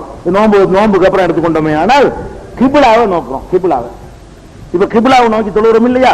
கிபிலாவை தொழுகிறதுங்கிறது வந்து ஆரம்பத்தில் எப்படி இருந்துச்சுன்னு சொன்னா, இப்ப தொழுகிற கிபிலாவாக இருக்கவில்லை. வேற ஒரு கிபிலாவை நோக்கி தொழுதோம் ஆரம்ப காலத்துல. அதுக்கு முன்னாடி வேற ஒரு கிபிலாவை நோக்கி தொழுதாங்க. அதெல்லாம் ஹதீஸ்ல உள்ளது, அதை விட்டுருவோம். ஹதீஸ்ல என்ன வருது? நபிகள் நாயகம் ஸல்லல்லாஹு அலைஹி வஸல்லம் அவர்கள் மக்காவுல இருக்கும்போது காபாவை நோக்கி தொழுதார்கள். மதீனாவுக்கு வந்த பிறகு பைத்துல் முகத்தஸை நோக்கி தொழ ஆரம்பிச்சாங்க. ஜெருசலத்துல உள்ள பைத்துல் முகத்தஸை நோக்கி தொழுதாங்க. அதுக்கு பிறகு மாற்றப்பட்டு மறுபடியும் காபாவை நோக்கி தொழ ஆரம்பிச்சிட்டாங்கன்றது ஹதீஸ்ல உள்ளது. நான் ஹதீஸுக்கு போகல, ஏன்னா அந்த டாபிக் பேசும்போது ஹதீஸை கொண்டு போய் பேசக்கூடாது. இந்த டாபிக் பேசும்போது என்ன செய்யணும் கேட்டா, குர்ஆன்ல இருந்து தானே பேசணும். குர்ஆன் மட்டும் போதுங்கிறவன்ட்ட போய் ஹதீஸ் சொன்னா ஹதீஸ் நானாக நீ ஹதீஸ் கொண்டு காட்டுறமா, அதுக்காக வேண்டி என்ன செய்ய வேண்டியிருக்கு? அது உங்க விளக்கத்துக்காக வச்சுக்கிறீங்க. பாயிண்ட் குர்ஆன்ல இருந்து காட்டுறான். பாயிண்ட் அல்லாஹ் சொல்லி காட்டுறான், கதுனரா தகல்லுப வஜ்ஹிக ஃபிஸ் ஸமா, உமது முகம் வானத்தை நோக்கி அடிக்கடி திரும்புவதை நாம் பார்க்கிறோம். இது எங்க 2வது அத்தியாயத்துல 144வது வசனம். 142, 143, 144, 145 ஒரு 5 வசனம் சேர்த்து படிச்சா கூட உங்களுக்கு கூடுதல் தெளிவு கிடைக்கும். நான் சொல்லிக் கொண்டிருக்கிற வசனம் 144. அதெல்லாம் என்ன சொல்றான்னு கேட்டா, கதுனரா நாம் பார்க்கிறோம். நாம் தான் அல்லாஹ், நாம் பார்த்து கொண்டிருக்கிறோம். தகல்லுப வஜ்ஹிக ஃபிஸ் ஸமா, உமது முகம் வானத்தை நோக்கி அடிக்கடி திரும்புவதை பார்க்கிறோம். நபிகள் என்ன பண்றாங்கன்னா அடிக்கடி வானத்தை நோக்கி பாக்குறாங்க. எதுக்கு பாக்குறாங்க? அது அல்லாஹ் சொல்லி போடுறான். எதுக்கு பாக்குறாங்கன்னு கேட்டா, பலன் வள்ளி என்னக்க, நாம் மாற்றி அமைப்போம், கிபிலத்தன் தர்லாஹா, உமக்கு பிடித்த கிபிலாவை மாற்றி அமைப்போம் அப்படின்னு வேற சொல்றான். அப்ப எதுக்கு திரும்பி இருக்கிறாங்கன்னு விளங்குது? கிபிலா மாற்ற மாட்டானான்னு திரும்பி இருக்கிறாங்க. அதாவது அடிக்கடி வானத்தை நோக்கி உம்முடைய முகம் திரும்புகிறது, உம்முடைய முகம் திரும்புறதுனால நீ விரும்புற கிபிலாவை நான் மாற்ற போறேன். பலன் வள்ளி என்னக்க, நிச்சயம் நாம் மாற்ற போகிறோம், கிபிலத்தன் தர்லாஹா, நீ விரும்புகிற, நீ உனக்கு பிடிக்கிற கிபிலாவை நோக்கி நாம் திருப்புவோம் அப்படிங்கிறான். அப்ப இந்த வசனத்துல உங்களுக்கு என்ன வழங்குது? ஃபர்ஸ்ட் நபிகள் நாயகம் ஸல்லல்லாஹு அலைஹி வஸல்லம் அவர்கள் வந்து அடிக்கடி வானத்தை பார்க்கிறார்கள். எதுக்கு வானத்தை பார்க்கிறார்கள்னா, இப்ப இருக்கிற கிபிலாவை அல்லாஹ் மாத்திட்டா தேவலையே. அது எந்த கிபிலான்னு வேணாம், ஹதீஸ் சொல்றாங்க வேணாம், ஏதோ ஒரு கிபிலா, இது இப்ப இருக்கிறது அல்லாத ஒரு கிபிலான்னு வச்சுக்கிறீங்களா, அது பைத்துல் முகத்தஸா இருக்கட்டும், வேற என்ன வேணா வச்சுட்டு போ. குர்ஆன்ல இருந்து பேசுறாங்க, அது வேணாம், பைத்துல் முகத்தஸ் சொல்ல வேணாம். ஒரு கிபிலா, ஏற்கனவே ஒரு கிபிலாவை நோக்கி தொழுது கொண்டிருக்கிறார்களே, அந்த கிபிலாவை அல்லாஹ் மாத்தினா தேவலையே என்று அடிக்கடி பார்க்கிறாங்க. அல்லாஹ்வும் பார்க்கறான், இவ்வளவு நபிகள் நாயகம் ஆசைப்படுறாங்கன்னு சொல்லிவிட்டு நீ அடிக்கடி வானத்தை நோக்கி பார்க்கறது மாத்திக்க தேவையில்லைன்னு சொல்லி நான் மாத்திடுறேன். நீ எதை விரும்புறியோ அதை மாத்திடுறேன் அப்படின்னு சொல்லிடுறான். எதை விரும்புனாங்க அதுவும் அதுல வருது. அது என்னன்னு கேட்டா, இப்ப வள்ளி வச்சு உடனே அல்லாஹ்வுடைய வசனம் அப்படித்தான். மாத்திரமா உடனே மாறி போவானுங்களா, மாத்திரன்னு சொல்லிட்டு 1.5 வருஷம் கழிச்சு மாத்துறது இல்ல, மாத்திரன்னு சொல்லிட்டு இருந்தா திரும்பிக்க. வள்ளி வஜ்ஹக, உமது முகத்தை திருப்பிக்கொள், ஷத்ரல் மஸ்ஜிதில் ஹராம், மஸ்ஜிதுல் ஹராம் திசையில், காபாவுடைய திசையில் திருப்பிக்கொள். இப்ப மாத்திட்டான்ல. அதாவது இப்ப என்ன வழங்குது? இதுக்கு முன்னாடி காபாவை நோக்கலன்னு வழங்குதுல, காபாவை நோக்கவில்லைன்னு வழங்குது. காபாவை நோக்காம வேற எங்கேயோ நோக்கி தொழுது கொண்டிருக்கிறார்கள். அதை மாற்றிவிட்டால் நன்றாயிருக்குமே என்று வானத்தை அடிக்கடி பார்க்கிறார்கள். அல்லாஹ் உங்களுடைய விருப்பத்தை நிறைவு செய்வதற்காக வேண்டி, அப்படி அதுதான் மாத்தணும் விரும்புறியா, காபாதான் உனக்கு பிடிச்சிருக்குதா, அதான் உனக்கு விருப்பமா, இந்தா திரும்பி போ, அனுமதிச்சுட்டா அப்படின்னு தான் இது இந்த வசனத்துல வழங்குதுல. சரி, இப்ப என்ன கேள்வின்னு கேட்டா, ஏற்கனவே உன்னை நோக்கி தொழுதாங்கல்ல, அது யார் சொல்லி தொழுதாங்க? இத வந்து மாத்திட்டா, அல்லாஹ் மாத்தினா திரும்பியாச்சு. ஏற்கனவே ஒரு திசையை நோக்கி தொழுதாங்கல்ல, அது எந்த அடிப்படையில் தொழுதார்கள்? நபிகள் நாயகம் அவங்களா தேர்ந்தெடுத்து தொழுதாங்களா? இல்ல, அவங்களா தேர்ந்தெடுத்து தொழுது இருந்தால் அவங்களா மாத்திட்டு போயிருப்பாங்க. அவங்களா தேர்ந்தெடுத்து தொழுவல, அவங்களா தொழுது இருந்தார்களே, ஆனால் அவங்களுக்கு பிடிச்சது இதுன்னு எல்லாம் சொல்றான். உனக்கு பிடிச்ச கிபிலாவை மாத்துவேங்கிறான். பிடிக்கல, அவங்களுக்கு பிடிக்காத ஒன்றை நோக்கி தொழுதுகிட்டு இருக்கிறாங்க கேட்டா, அதுவும் யார் சொல்லித்தான் தொழுது இருக்கிறாங்க? அது அல்லாஹ்விடம் இருந்து வந்த இன்னொரு வகையான வகையெல்லாம் செஞ்சிருக்கிறாங்க. இப்ப நம்ம என்ன கேட்கிறோம்னு கேட்டா, நபிகள் நாயகம் ஸல்லல்லாஹு அலைஹி வஸல்லம் வேற ஒன்றை நோக்கி முதலில் தொழுதார்கள். அது எதுங்கிறது 2வது பிரச்சனை, தேவையில்லாது. ஏதோ ஒன்றை நோக்கி தொழுதார்கள், அதில் அவர்களுக்கு விருப்பமும் இல்லை. வேற ஒன்றை நோக்கி தொழுதார்கள், அது அவர்களுக்கு விருப்பமும் இல்லை. இன்னொன்றை நோக்கி தொழ வேண்டும் என்று விரும்பினார்கள், அது வந்து அல்லாஹ் மாத்தினா நல்லதுன்னு அல்லாஹ்வுடைய பர்மிஷனுக்கு காத்துக்கிட்டு இருந்தார்கள். அல்லாஹ் பர்மிஷன் கொடுத்தா திரும்பிக்கிட்டார்கள். இவ்வளவு வழங்குதா? விளங்குது. இப்ப நம்ம என்ன கேட்கிறோம்னு கேட்டா, காபத்துல்லாவை நோக்கி தொலை சொல்லி ஆர்டர் இருக்குது 144 இருக்கிறது. காபாவை நோக்குவதற்கு முன்னாடி இன்னொன்னை நோக்கி திரும்பினார்களே, நபிகள் நாயகத்துக்கு கூட அது பிடிக்காம இருந்துச்சு. அது எது? அதுக்கு உத்தரவு போடக்கூடிய வசனம் எது? அது எதுன்னு கேட்கலாம். அந்த கிப்லாவை நோக்க சொல்லி ஒரு ஆர்டர் இருக்கணும்ல குர்ஆன்ல. அப்ப என்ன மாத்த முடியும்? அல்லாஹ் ஆர்டர் பண்ணா தானங்க அல்லாஹ்ட்ட போய் கேட்டுட்டு இருப்பாங்க, அல்லாஹ் மாத்து மாத்துன்னு கேட்டா ஏற்கனவே அல்லாஹ் போட்டிருக்கான் ஒரு ஆர்டர் வேற பக்கத்தை திரும்ப சொல்லி. அந்த வேற பக்கத்தை நோக்கி நபிகள் நாயகம் திரும்பி கொண்டிருக்கிறார்களே, அந்த வேற பக்கத்தை நோக்குமாறு வந்த கட்டளை அல்லாஹ்விடம் இருந்துதான் வந்தது. ஆனா கட்டளை குர்ஆன்ல இல்ல. அந்த கட்டளை அல்லாஹ்விடம் இருந்துதான் வந்தது. முகமதே நீ இதை நோக்கி திரும்புன்னு ஒரு ஆர்டர் இருந்தா தான் இதை மாத்துன்னு சொல்ற ஒரு அர்த்தம் இருக்கும். குர்ஆன்ல கிடையாது. ஆனால் ஹதீஸ்ல இருக்கிறது. நபிகள் நாயகம் ஸல்லல்லாஹு அலைஹி வஸல்லம் அவர்கள் பைத்துல் முகத்தஸை நோக்கி 17 மாசம் தொழுதார்கள். பிறகு அல்லாஹ்ட்ட வந்து அதை மாத்தி அமைச்சான் அப்படின்னு இருக்கிறது. அப்ப பைத்துல் முகத்தஸை நோக்கி 17 மாசம் தொழுதார்களே, அந்த தொழுகை தொழுவதற்கான உத்தரவு எங்கிருந்து வந்தது? குர்ஆனில் இல்லை. குர்ஆன்ல இல்லாத ஒன்றை அவர்கள் செஞ்சிருந்தால் கண்டிச்சில இருக்கணும். அல்லாஹ் கண்டிக்கல. குர்ஆன்ல இல்லாத ஒண்ணா இருந்தா 17 மாசம் விட்டு வச்சிருப்பான். 17 மாசம் ஹதீஸ் அதை விட்டுருவோம். குர்ஆன்ல இல்லாத ஒண்ணு செஞ்சா நீ எப்படி வந்து உன் இஷ்டத்துக்கு திரும்பிக்கிட்ட, நான் ஆர்டர் பண்ண நல்லா கேட்டிருப்பான். அப்படி கேட்க காணாம். இன்னும் சொல்ல போனா நீ விரும்புறத நான் திருப்புறேன்னு சொல்வதில் இருந்த அல்லாத அந்த காபா அந்த கிப்லாவையும் நோக்கி தொழுமாறு உத்தரவு போட்டிருக்கான்னு வழங்குது. குர்ஆன்ல இல்லை. அப்ப என்ன வழங்குது? நபிகள் இன்னும் சொல்ல போனா நான் ஏன் இப்படி செஞ்சேங்கிறது அல்லாஹ் சொல்லி காட்டுறான். எதுக்கு சொல்றான்னு கேட்டா, இது ஏன் உமா ஜஅல்னல் கிப்லத்தல்லதி குன்த அலைஹா இல்லா லினஅலம மன் யத்தபியுர் ரசூல மிம்மன் யன்கலிபு அலா அக்பைஹி. சுப்ஹானல்லாஹ், அற்புதமான சொல்லு. அல்லாஹ் என்ன சொல்றான் தெரியுமா? ஏற்கனவே ஒரு கிப்லா இருந்துச்சு, அதை நான் ஏன் ஏற்படுத்தினது? அல்லாஹ் ஏற்படுத்தினான் அதை. இப்போ நான் உன்னை காபாவை மாத்தி சொல்லிவிட்டேன். இதுக்கு முன் ஒரு கிப்லாவை தந்திருந்தன, இன்னொரு முன்னோக்கும் திசையை, அதை ஏன் ஏற்படுத்தினேன் என்று சொன்னால், இல்லாலி நஅலம மன் யத்தபியுர் ரசூல், ரசூலை பின்பற்றுபவன் யார், பின்பற்றாது வந்த வழியை திரும்பி செல்பவன் யார் என்று அடையாளம் காட்டுறதுக்கு தான். வேதத்தில் இருந்தா தான் நான் ஏத்துக்கிறேன், இவர் சொன்னா ஏத்துக்கிற மாட்டேன் அப்படி சொல்றோம் எத்தனை பேரு. இவர் சொன்னாலும் ஏத்துக்கிறவன் என்று சொல்றோம் எத்தனை பேர் என்று காட்டுறதுக்கு தான் அதையும் நான் ஏற்படுத்தினேன். குர்ஆன்ல இல்லாம உன் உள்ளத்துல போட்டு அதை நோக்க வச்சது நான் தான்.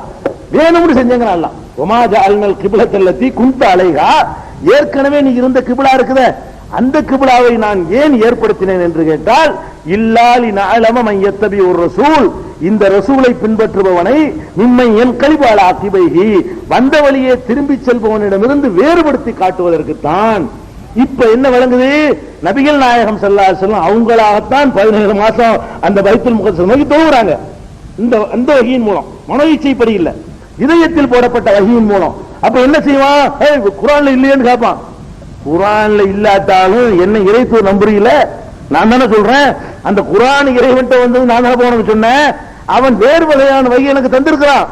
இதையும் ஏத்துக்கிறவன் எத்தனை பேரு, ஏத்துக்கிறான எத்தனை பேர்னு தெளிவுபடுத்த செஞ்சாங்க. அப்ப நபியுடைய வழிகாட்டுதல ஒருத்தன் ஏத்துக்கலன்னு சொன்னா அவனுக்கு இஸ்லாத்துக்கு சம்பந்தம் இல்லை, டிக்ளேர் வேணும்னு நான் செய்யறேங்கிற அல்ல, சோதனை பண்ணி கரெக்டா பியூர் ஃபில்டர் பண்ணி எடுக்கிறேன். அதாவது குர்ஆனையும் பின்பற்றுவேன், நபியுடைய வழிகாட்டுதலையும் பின்பற்ற எத்தனை பேர், ரெண்டையும் பின்பற்றுவனை அடையாளம் காட்டத்தான் நான் இப்படி செஞ்சேன் அப்படின்னு இதுக்கு அடுத்த வசனம் 45ல அல்லாஹ் சொல்லி காட்டுகிறான். அப்ப இதுல என்ன வழங்குகிறது? நபிகள் நாயகம் ஸல்லல்லாஹு அலைஹி வஸல்லம் அவர்களுக்கு குர்ஆன் எப்படி இறைவனிடம் புறத்திலிருந்து வந்தது, அது மாதிரி அதற்கு கொடுக்கப்பட வேண்டிய விளக்கம் வந்தது. இன்னும் புதிய சில சட்டங்கள், குர்ஆனில் சொல்லப்படாத பல சட்டங்கள் கூட